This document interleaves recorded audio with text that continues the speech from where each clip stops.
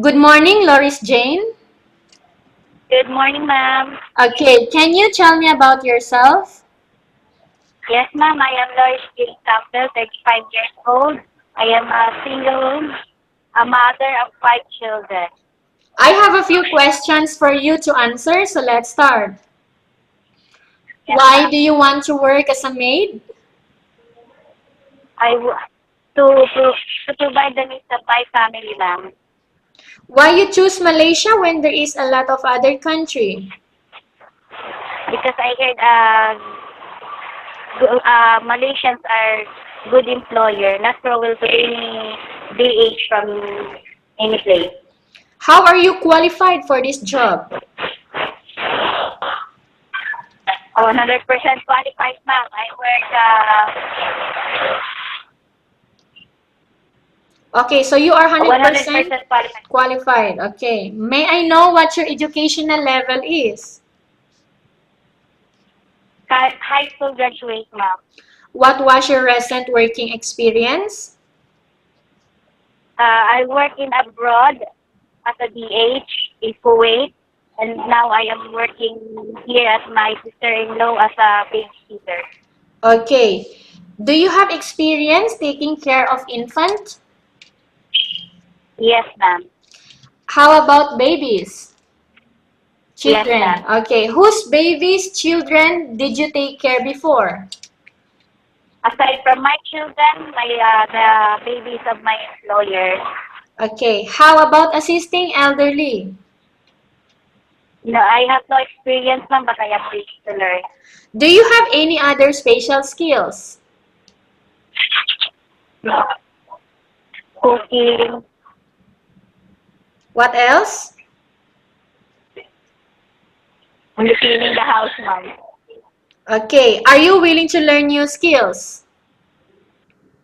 Yes, ma'am. Are you willing to work with a family where the mother-in-law or any relatives stay together?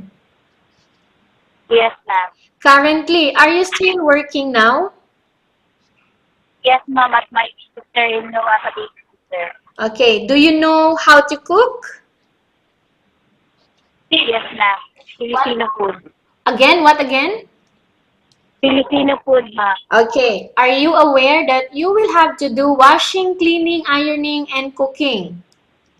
Yes, ma'am. From all the house chores that I have mentioned to you, like washing, cleaning, ironing, and cooking, which do you like most? Washing. If ever you were selected to work in Malaysia, who will take care of your children? My living partner and my siblings from Pakistan. Okay. You are not allowed to use handphone during working hours. Yes, Again? ma'am. Okay. You are only allowed to use handphone after you finish all the works and when going to bed. Yes, ma'am. You are strictly needed to surrender the handphone to your employer in the morning and your employer will return back to you once you're going to bed. Yes, ma'am. If ever your employer finds out that you're abusing of using your handphone and it's affected your work performance, your employer will confiscate your handphone. Yes, ma'am. Are you agree to the rules and regulation for the handphone? Yes, ma'am. How many years is the contract as you agreed and understands? 2 years contract, ma'am. Can you describe for me your attitude? I'm a jolly person, a hardworking person, ma'am. How can you assure to us that you will work hard in Malaysia? I will work hard in Malaysia for the needs of my children. Can you promise not to use the house telephone without the permission of your employer? Ma'am, Can you promise not to use the house telephone without the permission of your employer? yes, ma'am. Can you promise not to put on makeup but to dress properly while work? Yes, ma'am. Can you promise not to invite friends and relatives without the consent of your employer? Yes, ma'am.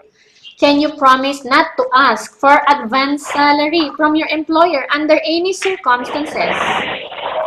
Yes, ma'am. Do you really understand of the rules and regulation of the agency? Yes, ma'am. Do you pay any placement fee for you to come to Malaysia to work as a maid? Ma'am? Do you pay any placement fee for you to come to Malaysia to work No, as a ma'am. maid? Do you have any history of sickness, breast cancer, or any other illness? No, ma'am. Do you suffer from any skin diseases, allergies, or physical defect? No, ma'am. Do you smoke?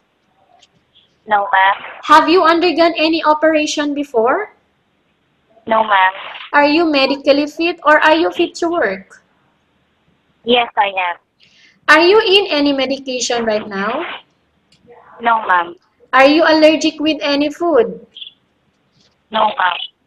Are you prepared to work for the employer of different races? Absolutely, ma'am. Yes. Are you prepared to eat the type of food taken or given by your employer? Yes, ma'am. Are you afraid alone in the house? No, ma'am. Are you afraid of dogs or other pets? No, ma'am. Can you promise to work according to instruction from your employer? Yes, ma'am. Do you have any relatives working here in Malaysia or friends? No, ma'am. Okay, we have finished our question section. Let's proceed for case study. I have a case study for you and I want you to respond truthfully. Okay, upon arrival in Malaysia, within 6 months only, okay, one of your family members passed away, what will you do? I will I will just send money to them so I can help for the funeral or something for their needs. Okay, so if in case your employer, Loris Jean, is watching you right now, what do you want to tell them? Why they need to hire you? Hi, sir, madam. I am Nurse Jane Tampil. I am willing to work as a nurse in your country. I can assure you that I am a hardworking person. For the needs of my family, I will do everything. Okay, again, tell us about yourself. I am a jolly person and a hardworking person, ma'am. And why do you want to work in Malaysia as domestic helper? I want to work in Malaysia as a domestic helper for the needs of my children to provide their needs, especially in their studies. Okay, thank you very much, Loris Jane. We will update to your agency if there is any selection made by the employer. Thank you, ma'am.